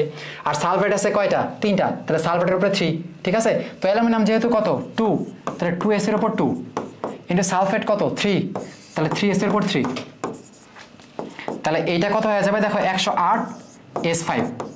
এটা হলো মূল নিয়ম, ঠিক আছে 108। আচ্ছা আচ্ছা এই যে এইটাই ঠিক আছে, ওরা তো লাস্টেরটা চাই নাই, 2s এর উপর স্কোয়ার 3s এর উপর কিউব, মানে এই যে লাস্টেরটা এইটা ওরা চাইছে। আর তুমি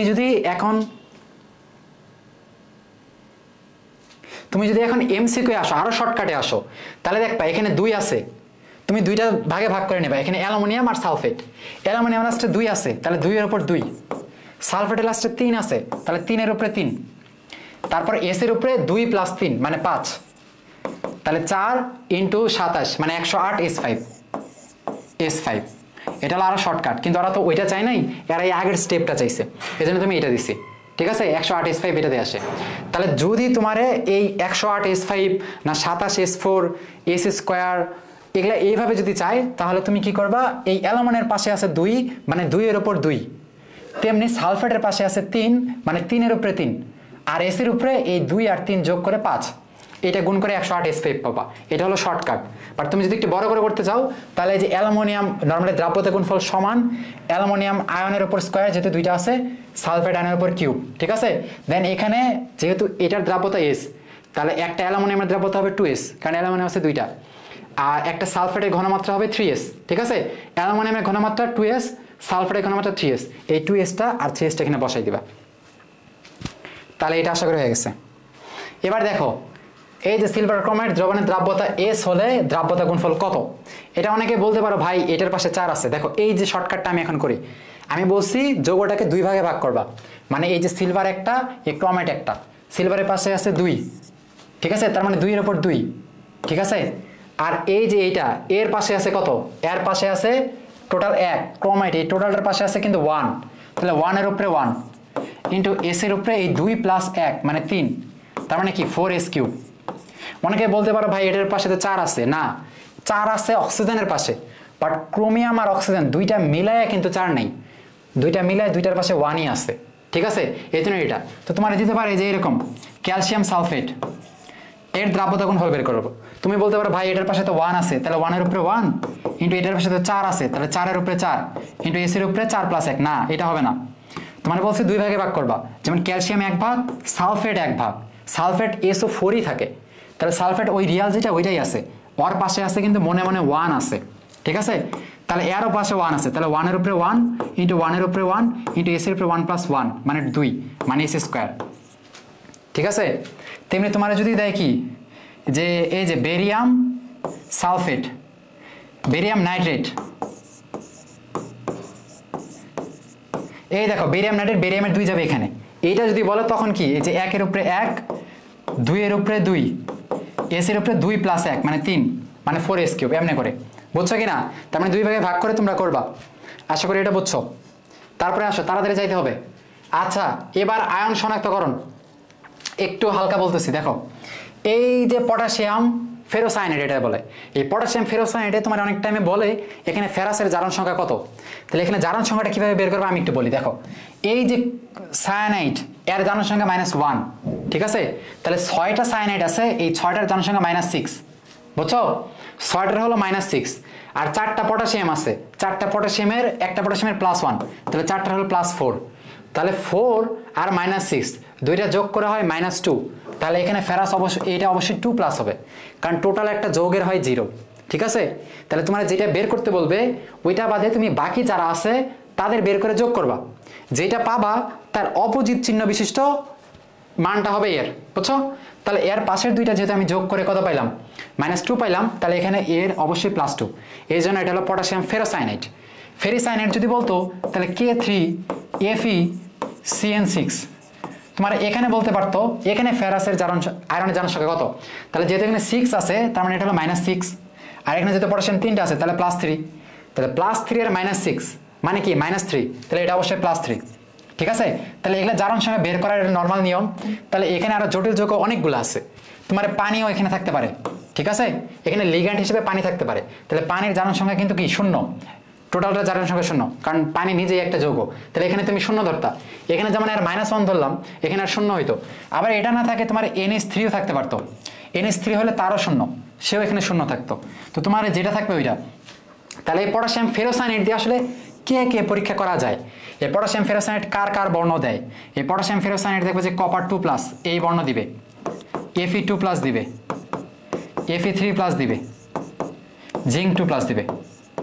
একমাত্র জিঙ্ক 2+ পটাশিয়াম ফেরোসায়ানাইডের সাথে কি বর্ণ দেয়? সাদা। জিঙ্ক 2+ পটাশিয়াম ফেরোসায়ানাইডের সাথে দেয় সাদা, ঠিক আছে?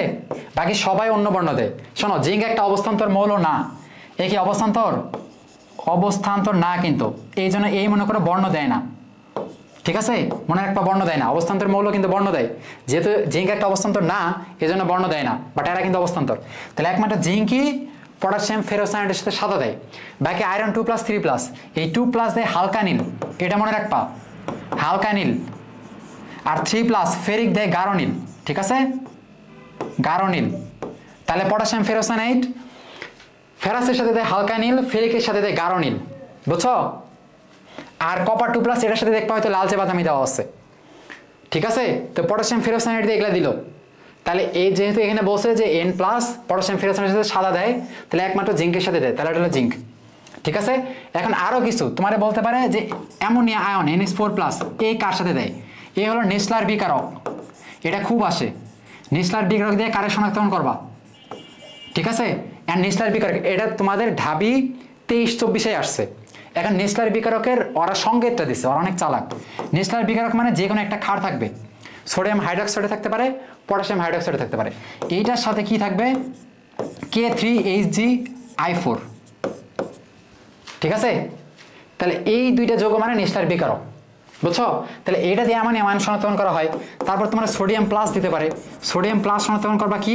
পটাশিয়াম পাইরোঅ্যান্টিমনেট K2H2SB2O7, ঠিক আছে? তাহলে সোডিয়াম আয়ন আমি শনাক্তকরণ করবো কি? পটাশিয়াম পাইরোঅ্যান্টিমনেট দিয়ে। অ্যামোনিয়াম আয়ন শনাক্ত করবো নেসলার বিকারক দিয়ে। কপার 2+ কি? এই ফেরোসায়ানাইড দিয়ে শনাক্তকরণ করা যায়। Fe2+ দেয় হালকা নীল, Fe3+ ফেরিক দেয় গাঢ় নীল, জিঙ্ক দেয় সাদা, বুঝছো? তাহলে এগুলা দেন তোমার ক্যালসিয়ামও বলতে পারে। ক্যালসিয়াম হলো অ্যামোনিয়াম অক্সালেট, মানে কুহু কুহু যেটা তোমরা পড়তে, তাই না? যে কি? Oxalic acid. এই COO এখানে একটা অ্যামোনিয়াম বসাবা NH4+, এখানে একটা NH4, তাহলে এটা অ্যামোনিয়াম অক্সালেট, এই দেয় ক্যালসিয়াম। তাহলে এই কয়টা তোমাদের মেনলি ক্যাটায়ন আছে, ঠিক আছে? আরেকটা আছে Fe3+, এই Fe3+ এই যদি অ্যামোনিয়াম থায়োসায়ানেট দাও NH4CNS, তাহলে দেয় রক্তলাল বর্ণ, রক্তলাল। তাহলে রক্তলাল বর্ণ দেখি Fe3+ এর সাথে যদি অ্যামোনিয়াম থায়োসায়ানেট দিই, কিন্তু Fe2+ কিন্তু বর্ণহীন হয়, ঠিক আছে? কোনো কালার নাই, কিন্তু Fe3+ রক্তলাল। এগুলা মনে রাখতে একটু কষ্ট, বাট এগুলা কিন্তু মনে রাখা লাগে, ঠিক আছে? এবার আসো একটি টেস্ট টিউব, এই যে এটা ঢাকা ভার্সিটি 19-20 আসছে, দেখো একটা টেস্ট টিউবে 1 থেকে 2 ml প্রস্তুতকৃত লবণের দ্রবণ নিয়ে কয়েক ফোঁটা বেরিয়াম নাইট্রেট, এই বেরিয়াম নাইট্রেট, ঠিক আছে? × 2 এই বেরিয়াম নাইট্রেট দ্রবণ যোগ করা হলো, এতে সাদা অর্ধক্ষেপ পড়ে যা লঘু হাইড্রোক্লোরিক অ্যাসিডে অদ্রবণীয়। এবার আসো বেরিয়াম নাইট্রেট, ঠিক আছে?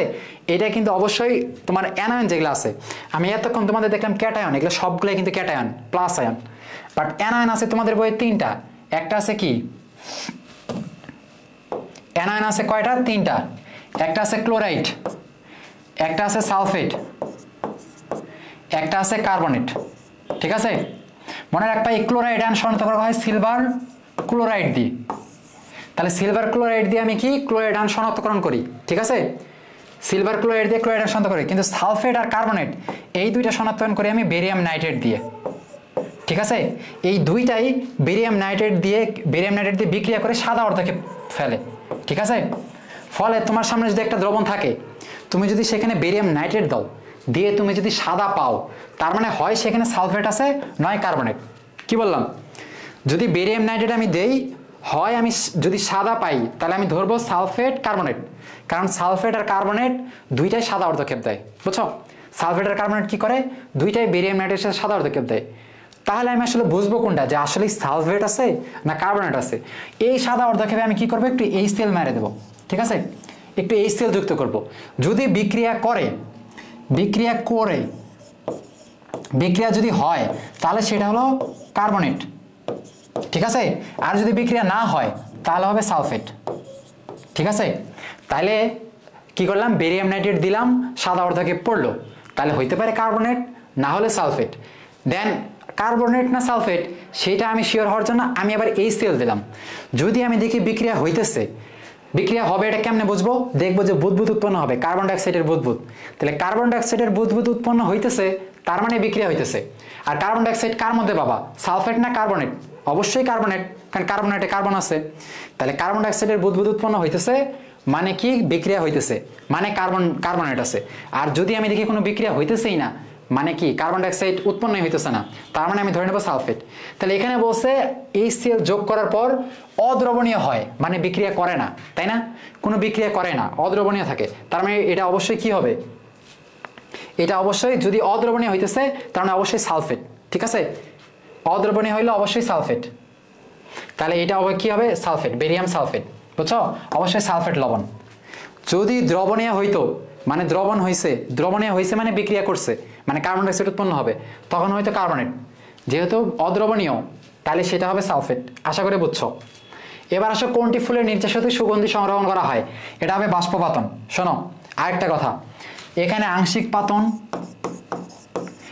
পাতন কখন হবে? যখন দুইটা পদার্থের স্ফুটনাঙ্কের পার্থক্য 40 ডিগ্রি সেন্টিগ্রেড, মিনিমাম 40 ডিগ্রি।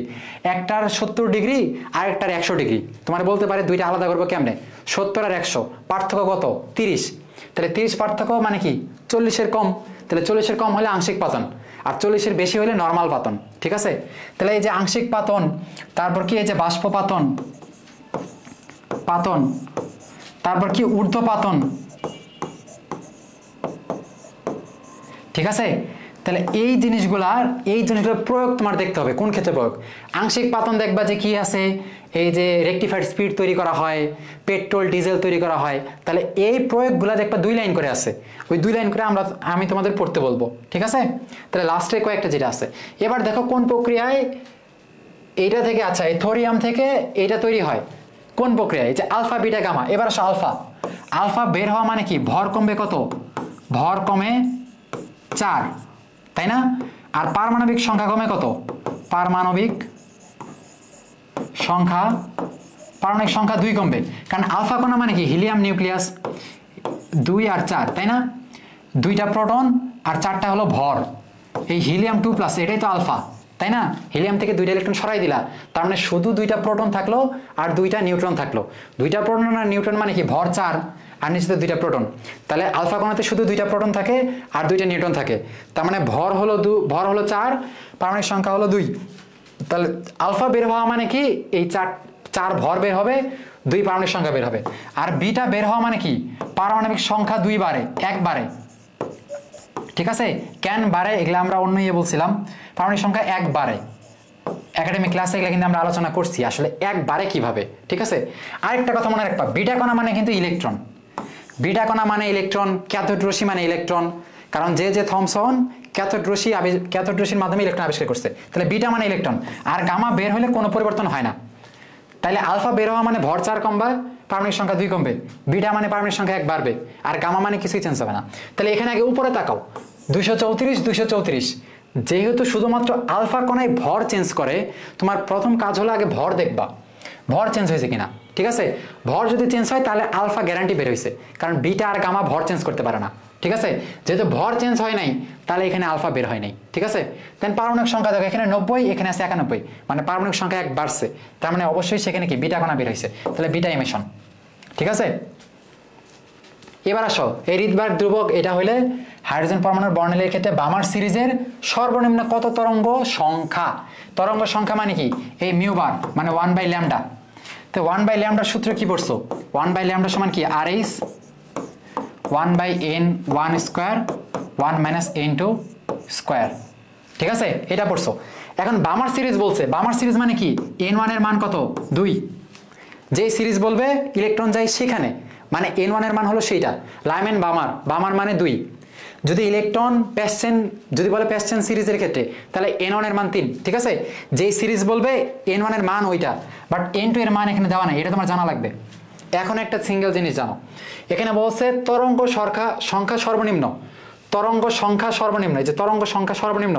ঠিক আছে তাহলে তোমাদের আমি একটু আগে দেখালাম যে ইকুয়াল কি ইকুয়াল 1/λ তাই না ইন্টু এইটা মানে শক্তি কেবলমাত্র তরঙ্গ দৈর্ঘ্যের ব্যস্তানুপাতিক এছাড়া শক্তি কম্পাঙ্ক সমানুপাতিক শক্তি তরঙ্গ সংখ্যা সমানুপাতিক শুধুমাত্র তরঙ্গ দৈর্ঘ্য ব্যস্তানুপাতিক।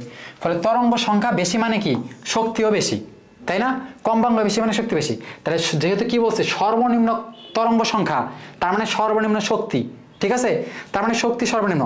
এখন তুমি ভাবো তুমি আছো 2 তলায় এখন তোমার উপর থেকে একজন মানুষ তোমার উপরে নামবে কয় তালা থেকে সে নামলে সব থেকে কম শক্তি নিয়ে নামবে অবশ্যই 3 তালা তাই না কারণ আমরা জানি n2 এর মান অবশ্যই n1 এর থেকে মিনিমাম 1 বেশি হওয়া লাগে 3 4 5 6 7 যে কোনো কিছু হতে পারে। তাহলে সর্বনিম্ন মান কোনটা অবশ্যই 3 তাহলে n2 এর মান 3। তাহলে এখানে তুমি যদি বসাও তাহলে 1/4 - 1/9 তাই না এটার সাথে RH তুমি যদি লসাগু করো দেখবা কত পাবা 5RH/36। যেহেতু তোমার তরঙ্গ সংখ্যা চাইছে তাহলে 5RH/36 হবে তাহলে 5RH/36। তোমার যদি তরঙ্গ দৈর্ঘ্য চাইতো তাহলে এটা কিন্তু উল্টায় যেত তাই না 1/λ সমান তো এটা তাহলে ল্যামডা হলে উল্টায় যেত 36/5RH। ঠিক আছে তাহলে এক কথায় তোমার যাই বলো তুমি শক্তি দিয়ে কম্পেয়ার করবা তরঙ্গ সংখ্যা সর্বনিম্ন মানে শক্তি সর্বনিম্ন শক্তি যেহেতু সর্বনিম্ন তাহলে n2 এর মান হবে তার থেকে 1 বেশি। ঠিক আছে এখানে সর্বোচ্চ তরঙ্গ সংখ্যা চাইতে পারতো তাহলে তরঙ্গ সংখ্যা সর্বোচ্চ মানে কি 1/λ সর্বোচ্চ 1/λ সর্বোচ্চ মানে কি শক্তি সর্বোচ্চ। তাহলে সর্বোচ্চ যদি তরঙ্গ সংখ্যা চাইতো তাহলে এখানে শক্তি সর্বোচ্চ হইতো মনে মনে ভাবতা যে শক্তি সর্বোচ্চ। তাহলে তুমি 2 তলায় আসো একটা মানুষ কই থেকে পড়লে সর্বোচ্চ শক্তি নিয়ে পড়বে ইনফিনিটি তাই না যেহেতু লাস্ট কোনো নেই এই জন্য এটা ইনফিনিটি তখন n2 এর মান হইতো ইনফিনিটি 1/∞ 0 তখন RH/4 হইতো বুঝছো। তাহলে শুধু এখানে তরঙ্গ সংখ্যা দেওয়া বলছে এখানে তরঙ্গ দৈর্ঘ্য বলতে পারতো তোমার সর্বোচ্চ তরঙ্গ বলতে পারে যে বামার সিরিজের ক্ষেত্রে সর্বোচ্চ তরঙ্গ দৈর্ঘ্য বের করো তাহলে বামার সিরিজ মানে n1 এর মান 2 আর সর্বোচ্চ তরঙ্গ দৈর্ঘ্য মানে কি শক্তি সর্বনিম্ন আর শক্তি সর্বনিম্ন মানে কি n2 এর মান জাস্ট 1 বেশি মানে 3। ঠিক আছে এরকম করে তোমার যেটাই বলো তুমি শক্তি দিয়ে কম্পেয়ার করে যদি দেখো শক্তি সর্বনিম্ন হয় তাহলে n2 এর মান 1 বেশি আর যদি দেখো শক্তি সর্বোচ্চ হয় তাহলে ইনফিনিটি। আশা করি তুমি এগুলা বুঝছো। এবার দেখো এই n দ্রাব্যতার দেখো 2টা সূত্র একটা হলো m বড় হাতের m - ছোট হাতের m ঠিক আছে ইনটু 100 আরেকটা দ্রাব্যতা আছে যে মোল বাই কি আয়তন লিটার। কোনো কারণে যদি দেখো দ্রবণের আয়তন দেওয়া আছে লিটারে বা ml এ তখন 2 নম্বর সূত্র। আর কোনো কারণে যদি দেখো দ্রবণের ভর দেওয়া আছে মানে গ্রাম সবগুলাই গ্রাম তাহলে 1 নম্বর সূত্র। ঠিক আছে তাহলে দ্রবণের যদি ভর দেওয়া থাকে যে দ্রবণের ভর এত গ্রাম তাহলে অবশ্যই চোখ বন্ধ করে প্রথম সূত্র। আর দ্রবণের যদি আয়তন দেওয়া থাকে লিটার সেই ক্ষেত্রে তুমি নিজেরটা এখানে মোল বাই আয়তন হইতে পারে অথবা তার মোল যদি না জানো গ্রাম বাই আয়তন হইতে পারে। নরমালি দ্রাব্যতা তো কি একটা ঘনমাত্রা তাই না আর সম্পৃক্ত দ্রবণের ঘনমাত্রা। তাহলে বলছে 60 গ্রাম সম্পৃক্ত দ্রবণ এই যে গ্রাম বলছে দ্রবণের এখানে m মানে কি দ্রবণের ভর আমি এটা বিস্তারিত যাইতেছি না। ঠিক আছে তাহলে এখানে ছোট হাতের m মানে দ্রবের ভর এখানে কত দেখো 10 গ্রাম তলানি পাওয়া যায় মানে দ্রবের ভর 10 ইন্টু নিচে বড় হাতের m মানে দ্রবণের ভর 60 গ্রাম ইন্টু ছোট হাতের m হলো দ্রবের ভর মানে 10। ঠিক আছে তাহলে এটা ইন্টু 100 তাহলে 10/50 50 দিয়ে 100 রে ভাগ করলে কত 2 10 দুগুণে 20 অ্যান্সার হবে 20। ঠিক আছে আশা করি বুঝছো।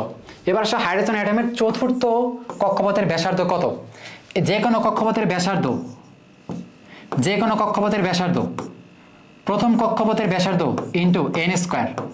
ঠিক আছে যে কোনো কক্ষপথের শক্তি প্রথম কক্ষপথের শক্তি ভাগ n²। তাহলে ব্যাসার্ধ তো দেখো যে আস্তে আস্তে বড় গোল হইতেছে, তাই না? কক্ষপথ বাড়তেছে মানে বড় গোল, তার মানে ব্যাসার্ধ অনেক বাড়ে, এই জন্য এন স্কয়ার দিয়ে গুণ, এন মানে কক্ষপথ, আর শক্তি আস্তে আস্তে কমবে, এই জন্য শক্তি এন স্কয়ার দিয়ে ভাগ। কোনো কারণে যদি জেড আনো, মানে হাইড্রোজেন না বলে যদি অন্য কোনো পরমাণু বলে, তাহলে এই জেডটা মনে রাখবা এন স্কয়ারের বিপরীতে, এখানে এন স্কয়ার দিয়ে গুণ আছে, তাহলে এখানে জেড দিয়ে ভাগ হবে, ঠিক আছে? এখানে এন স্কয়ার ভাগ আছে, ফলে এন স্কয়ার অপোজিটে, মানে জেড হবে উপরে, কিন্তু শক্তির ক্ষেত্রে জেড স্কয়ার হয়ে যায়, আর ব্যাসার্ধের ক্ষেত্রে শুধু জেড হয়ে যায়, ঠিক আছে? যেহেতু হাইড্রোজেন বলছে পারমাণবিক সংখ্যা জেডের ক্ষেত্রে 1, ঠিক আছে? তাহলে এখানে এটা 1 না দিয়ে কোনো লাভ নাই, ঠিক আছে? তাহলে এই ক্ষেত্রে এখানে R1 এর একটা মান আছে, R1 এর মান হলো 0.53 অ্যাংস্ট্রম, আর E1 শক্তি এটা হলো -13.6 ইলেকট্রন ভোল্ট। এখন 1 ইলেকট্রন ভোল্ট সমান 1.6 গুণন 10⁻⁻19 জুল, মানে ইলেকট্রনের 0.53 অ্যাংস্ট্রম, আর প্রথম কক্ষপথের শক্তি -13.6 ইলেকট্রন ভোল্ট। তোমার ইলেকট্রন ভোল্ট দেওয়া থাকতে পারে অথবা জুল দেওয়া থাকতে পারে, তো 1 ইলেকট্রন ভোল্ট সমান 1.6 গুণন 10⁻⁻19 জুল, ঠিক আছে? মানে ইলেকট্রনের যে চার্জটা ওইটাই ছিল 1.6 গুণন 10⁻⁻19 জুল। তো তোমার যদি এটারে যদি জুলে বলে, তাহলে 13.6 গুণন এই 1.6 এটা দিয়ে তুমি জুলে পাবা, ঠিক আছে? এটা হলো মুখস্থ মান। আর এই যে 1 জুল সমান 10⁻7 আর্ক, আর্ক হলো সিজিএস একক, শক্তির একক, এটা তোমরা জানো, ঠিক আছে? তো তোমার যেইটাই বলো এটা তুমি পারবা। তাহলে এখন চতুর্থ কক্ষপথে বলছে ব্যাসার্ধ কত, তাহলে প্রথম কক্ষপথে ব্যাসার্ধ 0.53 অ্যাংস্ট্রম, চতুর্থ কক্ষপথে যে এই সূত্র জাস্ট এন স্কয়ার দিয়ে গুণ করলেই কিন্তু হয়। তাহলে 0.53 গুণন এন স্কয়ার মানে কত, চতুর্থ মানে 16 দিয়ে আমি গুণ করলাম, এটা ইন্টু অ্যাংস্ট্রম পাবো, তাই না? তাহলে এই যে দেখো 0.53 ক্যালকুলেশন কেমনে করবা, 0.53 রে 0.5 ধরো, ঠিক আছে? 0.5 16 গুণন 0.5 মানে কত, 8, 16 অর্ধেক 8, তাহলে 8 অ্যাংস্ট্রম। এটা অবশ্যই 8 এর থেকে একটু বেশি হবে, কারণ এটা 0.53, তাহলে 8 এর থেকে একটু বেশি মানে কি 8.5, দেখো অপশনে কিন্তু এই যে 8.5 এইটা আছে, তাহলে 8.5 অ্যাংস্ট্রম। আর 8.5 অ্যাংস্ট্রম মানে কি, অ্যাংস্ট্রম মানে 10⁻10, 8.5 গুণন 10⁻−10, তাহলে অ্যান্সার কই আছে দেখো 8.5 গুণন 10⁻−10। আচ্ছা 8.5 গুণন 10⁻−10 এটা নাই, তো আমি যদি এটা 85 বানাই, তার মানে ছোট একটা সংখ্যারে আমি কি করলাম, বড় বানাইলাম, তাই না? ফলে এইটারে আমার আরো ছোট করতে হবে। তুমি এই পাশে যদি বড় করো, তাহলে তোমার 10⁻, এটা আরো ছোট করতে হবে, ঠিক আছে? তো এই 8.5 রে আমি বড় বানাইছি, ফলে এই সংখ্যাটা আমার ছোট বানাইতে হবে, মানে -10 থেকে -11, -10 থেকে -11 অবশ্যই ছোট, তাহলে এটা হলো -11, 85 গুণন 10⁻11, বুঝছো? এই সংখ্যাটা যদি বড় বানাও, তাহলে এই সংখ্যাটা ছোট বানাইতে হবে। এটার আমি 8.5 থেকে 85 বানাইছি, ফলে এই সংখ্যাটা আমার ছোট বানাইতে হবে, -10 থেকে -11। আশা করি বুঝছো।